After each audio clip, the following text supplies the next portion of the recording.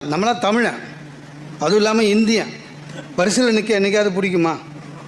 ஏதோ விலை இல்லாத விசிடி தராங்க, ஏதாவது தராங்கன்னா நிற்கலாம்.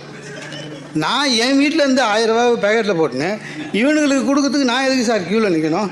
அதுவும் இல்லாமல் க்யூவில் நிற்கிறோம். ஒரு வெல்கம் ட்ரிங்க்னு ஒன்று கொடுப்பாங்க. அந்த கப்பு கண்டுபிடிச்சவனுக்கு ப்ரைஸ் தரணும் சார். இத்தினுண்டு இருக்குது சார் கப்பு.